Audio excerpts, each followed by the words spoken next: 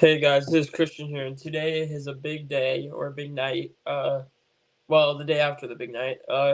Last night were the Golden Globes. I missed like the first hour or so of the ceremony, but then I got to watch the rest, and it was pretty insane. But before I get to what won, please like and subscribe and tell me what did you think of this video.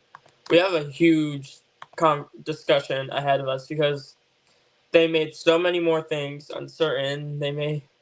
I think they made like more things uncertain than ever before.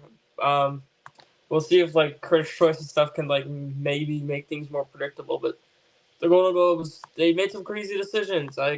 In terms of how many I actually got right, I got 7 out of 15, which might be the worst I've done on the Golden Globes to date. Like there were so many surprises, or maybe like stuff that I maybe could have saw coming but didn't predict. If you didn't see on my community post, I made two prediction changes before the ceremony. I changed my drama actor prediction from Adrian Brody to Timothy Chalamet, and then I changed my screenplay prediction from Anora to Conclave. So, did those pan out? We'll see. We're gonna go over the categories in the order of when they were presented. So, the first film category to be presented was Best Supporting Actress, which went to Zoe Saldana for Emilia Perez, who I predicted to win. I knew because this awards body loved Emilia Perez so much, they loved it way more than Wicked, that they were going to give it to Saldana.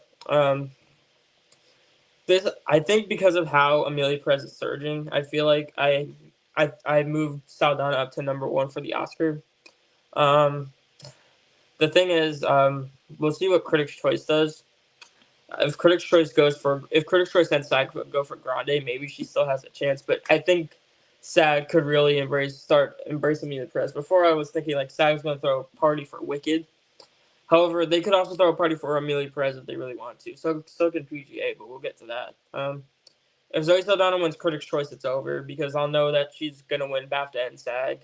If she loses Critics' Choice but then wins SAG, I think she also wins. It's going to be over because you can't predict someone to win SAG and BAFTA and then miss the Oscar. I feel like Saldana's in the bigger movie, so I think she's probably going to win. Grande can maybe still win if she gets the Critics' Choice SAG combo, because there's no way she's winning BAFTA. Saldana's winning BAFTA. But yeah. Yeah.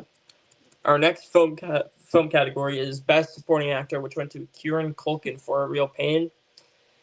Pretty predictable. I had him win. I predicted he would win, and this puts him in a decent place to win the Oscar. I still don't think it's locked because A Real Pain is not locked for Best Picture.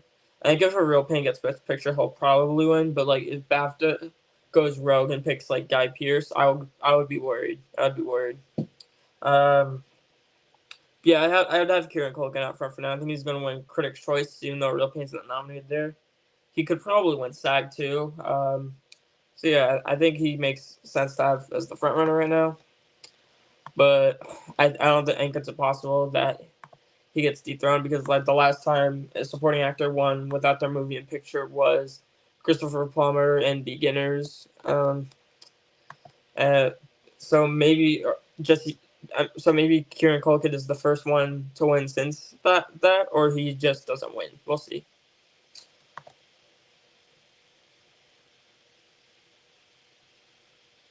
Hold on, I guess this. All right. All right, next movie category is Best Screenplay, which went to Conclave. So one of my last minute predictions paid off. We'll see if the other one paid off, but Conclave is definitely going to win Best Adapted Screenplay at the Oscars. Pretty obvious at this point. Are the screenplay categories locked up? They might be. I mean, like maybe it's original screenplay. Like if Anora just like crumbles, like what if that loses? But maybe it still wins that. I don't know. But Conclave's definitely winning adapted. I think even if Emilia Perez won picture, that's not going to win screenplay. That's definitely getting in at this point. That's going to be the first musical to be nominated since Chicago, so that's interesting. But yeah, Conclave's winning adapted at the Oscars. It's going to win everywhere it can. It's not winning WGA because it can't be nominated there, but BAFTA it's obviously going to win. Critics' Choice is going to win. Obvious. Um, this was kind of like this was a lone screenplay winner, like what they did with Belfast and Chicago 7. So yeah. So far I'm 3 for 3. How the mighty can fall. Best motion picture non-English language went to Amelia Perez. This was the most obvious category. No way this was gonna lose. I mean, it was nominated for 10 awards. There was no way they were gonna give it to I'm Still Here or All We Imagine Is Light. I mean, Amelia Perez is gonna win. But as you will see, this new Golden Globes body really loves to embrace the international stuff.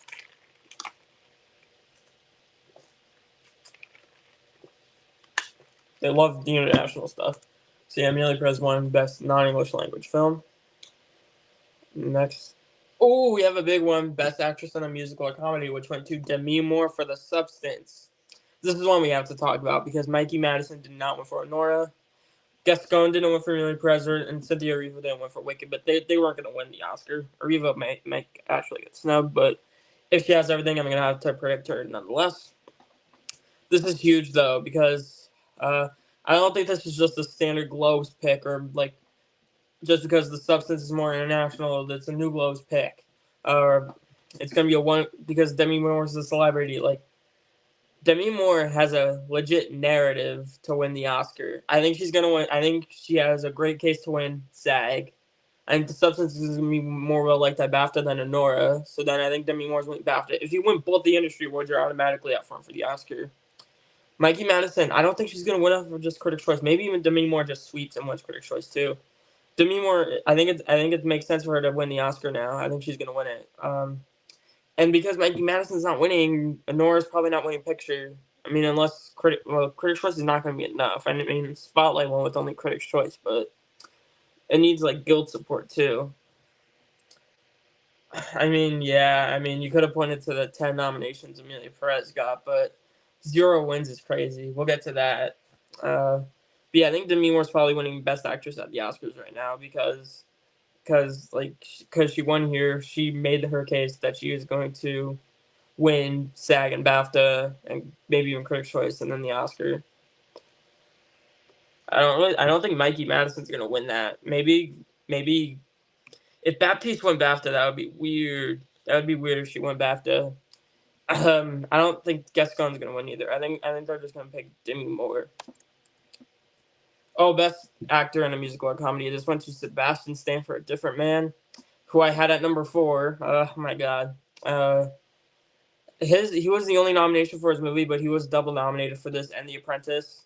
This could maybe boost his Oscar chances of getting in for The Apprentice. However, with who he's playing in that movie, Donald Trump, the Oscar voters still may avoid that.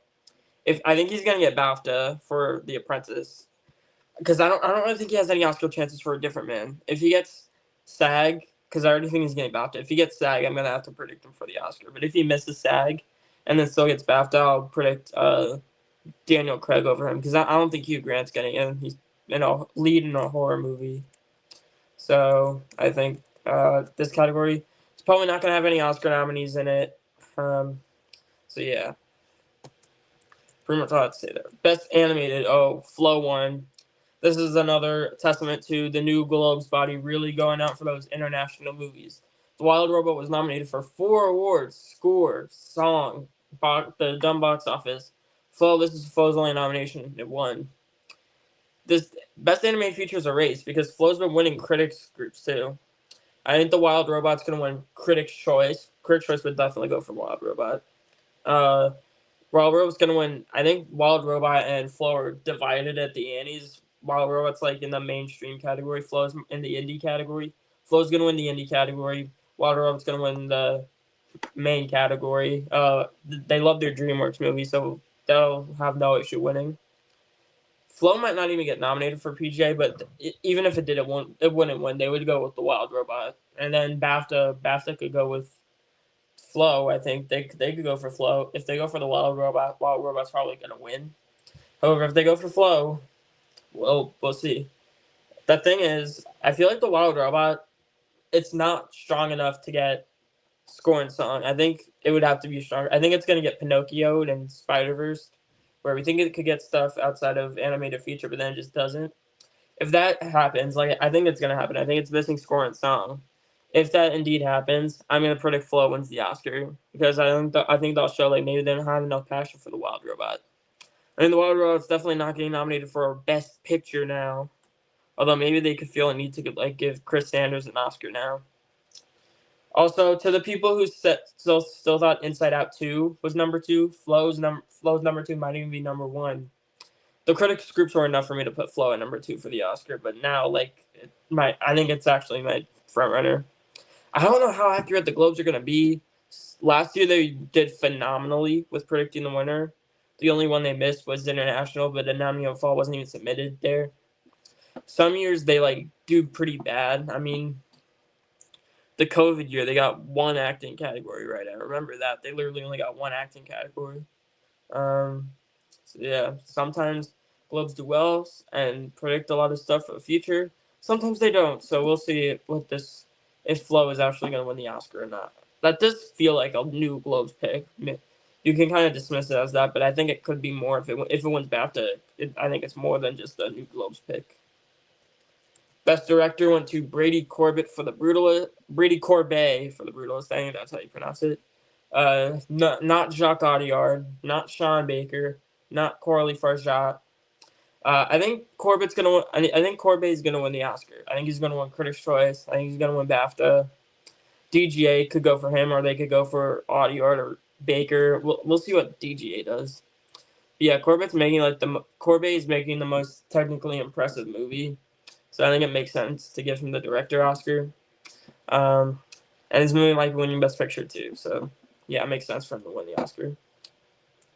Another category you got right. Best Original Score went to Challengers. Challengers winning was crazy because after missed BAFTA long list, I was very weary of it like missing. Like, are they gonna snub? I think The Wild Robot can still miss. I think it could maybe be First Man because it wins Globe. I really think it's gonna win Critics' Choice too. That seems like a very Critics' Choice thing that they would do. Give Challengers score, and then misses Oscar. I wouldn't be surprised if that happened because it's a very unique score. And they don't really nominate Trent Reznor and Atticus Ross too much. They've only nominated them 3 times. 2 of those were wins, and then they won for Social Network, and then they were not double nominated for Mank and Soul. They were also nominated. Jean-Baptiste was also nominated for Soul, and then those 3 won the Oscar, and Mank did not win the Oscar. Soul's the better score. But aside from that, they don't really go for Trent Reznor and Atticus Ross. They didn't nominate them for Gone Girl or anything like that. So are they really going to get it for Challengers? I still think they might because I think The Wild Robot's getting snubbed probably for like Wicked or The Room Next Door or something. The thing with The Room Next Door has been such a dead fish. Like, it hasn't been anywhere. That didn't get BAFTA long list. That didn't get a Golden Globe nomination. Usually every other Oscar nomination that Alberto Iglesias has had, he was met with at least one precursor nomination. And this year it's not looking like that. Like, at least Globe, Critics' Choice, or BAFTA, and he doesn't have any of those. Although, to be fair, they went with a couple of non-BAFTA long list picks here because Sebastian Stan won Best Actor. I think there was another like film one that they didn't go with on the long list, but yeah, they didn't go for the long list and have Sebastian Stan for A Different Man. They didn't have Challengers and Score, so yeah. I don't think Challengers is winning the Oscar though. Even if it does get nominated, I don't think it would win. Maybe I think The Brutalist still wins. Maybe if they want to go crazy for Amelia Perez, maybe, but yeah. Best Original Song went to El Mal for Amelia Perez. I had Mi Camino winning, but like it was gonna be a Amelia Perez song. I just picked the wrong one. Same thing happened with Barbie last year. I predicted I'm Just Ken and then went to What Was I Made For? Here on out, I'm just gonna say El Mal wins. Like, I don't really see enough reason to doubt it. Critics' Choice, they could if Critics' Choice goes the different route and picks Mi Camino, I'll be very torn. They did that last year because Critics' Choice picked I'm Just Ken, but then the Grammy win for What Was I Made For kind of solidified that was going to be the winner. So I'm gonna say El Mal wins from here on out. El Mal wins. The dumb category cinematic and box office achievement goes to Wicked. Great movie. This is kind of like This Is Barbie, where they knew it didn't really have a chance in other big categories, so they just give it this award. But it wasn't the highest grossing movie in the lineup. You had $2 billion movies in there with Inside Out 2 and Deadpool and Wolverine. Wicked was like the most popular one though, so I guess but this category doesn't make sense because like Moana 2 and Despicable Me 4 were huge hits. they were not the best review, but then they definitely made more than like Alien Romulus and Twisters. Nothing against those movies; they're definitely great, but like this category doesn't make sense because they don't go for the biggest movies. They just kind of go for like they just kind of go for whatever, you know. This category doesn't make sense. I hope they get rid of it, but I don't think they're going to because I think their strategy with this category has worked so far. I think it worked because like with Barbie, it worked with getting the Barbie people up on stage. It worked with getting John M. Chu and the Wicked cast up on stage. I don't think Wicked's winning Best Picture. I feel like Wicked is past its peak. I think Wicked's peak was when it released, like, and a little bit after that, like maybe a week after it released, it was peaking too. But like now, I think Amelia Perez is like, Amelia Perez is definitely the musical that would win. Next, Best Actress in a Drama. Fernanda Torres won for I'm Still Here. I predicted Angelina Jolie for Maria, but this category was crazy. So her win, especially because of how far in the ceremony, we knew that Flo won. We knew like stuff like that. That it wasn't really surprising that Fernanda Torres won. The thing is, what's weird is she can't get any other nominations. She's not even longlisted for BAFTA. Another BAFTA long list snub that won here. So she can't even get nominated for that. She doesn't have a Critics' Choice nomination. There was no way in hell she's getting SAG. The last time someone got in with just a Globe nomination was Kathy Bates and Richard Jewell, but like Kathy Bates is like a veteran. She's a veteran, but I think Fernanda Torres might be good for Fernanda Torres. I actually think she might be the fifth slot. Baptiste, I think she can maybe make it. Maybe she could get snubbed like Sally Hawkins did for that other Mike Leigh movie, Happy Go Lucky, I think it's called. Jolie is so like in trouble. If she gets SAG, I might still have her in at the end of the day. But if she misses SAG, you can like tuck her in, like say goodbye, and I would have like Torres or Baptiste. Also, the distributors, Baptiste is Bleecker Street, Fernanda Torres is Sony Pictures Classics. Sony Pictures Classics generally runs better campaigns and gets more actors in there than Bleecker Street does. Wait, what if Torres, Baptiste both get in? Erivo misses. Erivo could be like, I don't know if she's gonna be Margot Robbie in Wicked. I don't know. I feel like it's possible, but like, I think she's stronger than Margot Robbie is. She literally has gotten almost like all the critics nominations that I've seen. We know Erivo's gonna get SAG, and I think she could get BAFTA too. I don't know how much a BAFTA snub would hurt. If she got snubbed for BAFTA though, and Jolie still got SAG, I would maybe predict a snub. But if Erivo gets everything, I see no reason to predict. Usually, every time something in an above the line category gets everything, I can't predict a snub for it. Like even though at least once a year we see one above the line snub that gets every precursor.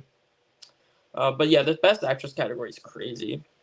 The most unfortunate scenario for the people who like love seeing diversity in these nominations, I think it's great to see. It's not the personal thing I vote for when voting for what to nominate, but like it always kind of sucks when diversity is kind of like absent because you know it's 2025 and it's kind of crazy that we would still be having those conversations. But worst case scenario, so Torres still gets in. She takes out Cynthia Erivo. Erivo misses. Jolie gets SAG. Jolie still makes the lineup. So Erivo and Baptiste, both the black actresses, miss. And that would be the worst scenario is if it was like because it would be like kind of like 2 years ago when they snubbed Viola Davis and Daniel Day-Lewis. They snubbed the two black actresses. That would kind of be icky. The thing with Erivo, I don't want her to miss. With Margot Robbie last year, I was kind of indifferent about it. I mean, I thought she was great in Barbie, but I don't think I would have nominated her for awards. Also, Margot Robbie still got nominated as a producer on Barbie, so like her snub. Same thing with Gerwig snub because she was also nominated for screenplay. So their snubs were like not the craziest. Not like I wasn't like gonna riot in the streets because they weren't nominated for director and actress. They got other nominations. Like it's fine.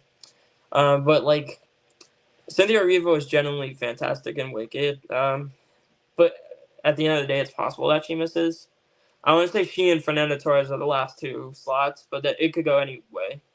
If Jolie gets SAG, I might have to have her back in. Yeah, but there's no way, like, but Demi Moore, Mikey Madison, Gascon, or Evo, Jolie, there's no way that's going to be the 5. There's definitely going to be a disruption from Torres or Baptiste, maybe even, like, both of them.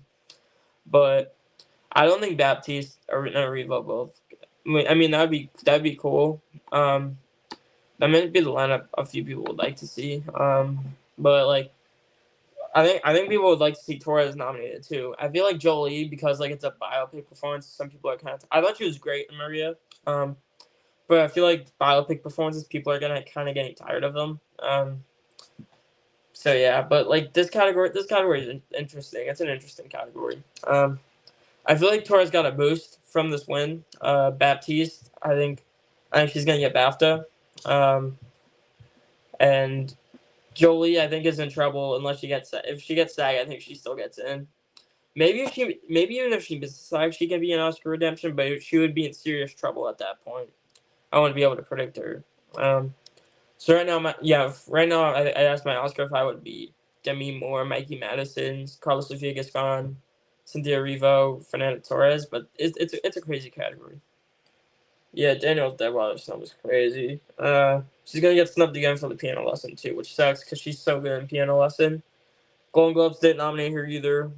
And BAFTA Longlist left her out, but like it's horrible. Best Actor in a Drama went to Adrien Brody for The Brutalist. So another last minute change. So a last minute change that did not work out for me was changing from him to Timothée Chalamet. The new Globes, I think I might have used this argument. You guys can correct me if I didn't. I think I might have said that the new Globes would pick Brody over Chalamet, but then I relented because like the old Globes love their biopics. However, this isn't the old Globes; it's the new Globes. I should have known that. And Adrien Brody's winning the Oscar. It's obvious he's winning. He's gonna win Critics' Choice. He's gonna win BAFTA. He might still lose SAG to Chalamet, but I don't think it would matter. He might even win SAG, and at that point, he would just be guaranteed. I think he's the most locked-in acting winner, I would say, even more than Kieran Culkin.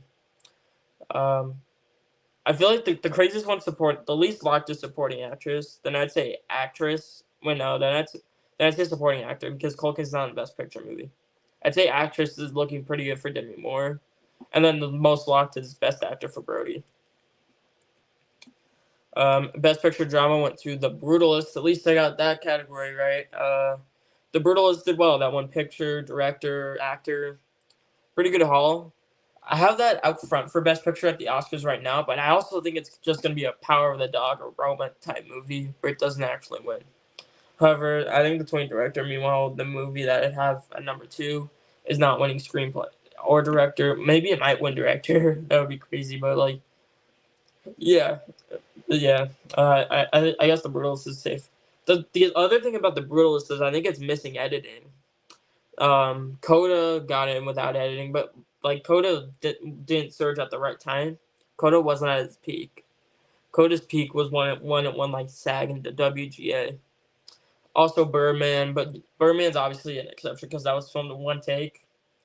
But yeah, the Brutalist, as much like as it kind of makes sense. What won Best Picture Musical or Comedy? Emilia Perez, which, I mean, not surprising, got 10 nominations. They love their international stuff. But yeah, Nora went home empty-handed.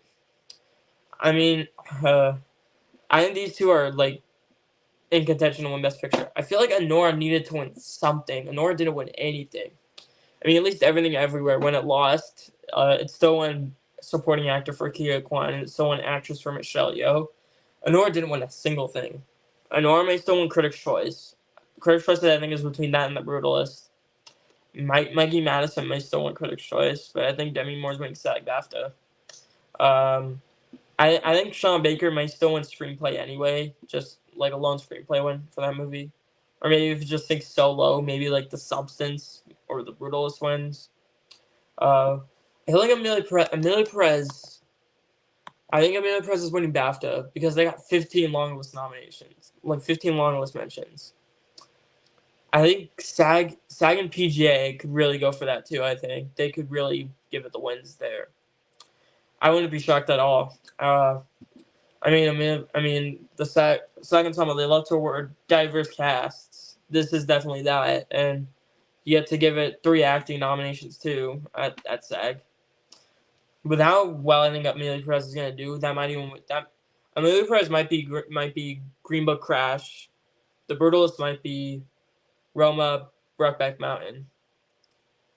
Amelia Perez is terrible. I hate that that's winning Best Picture. We're going from Everything Everywhere All at Once and Oppenheimer.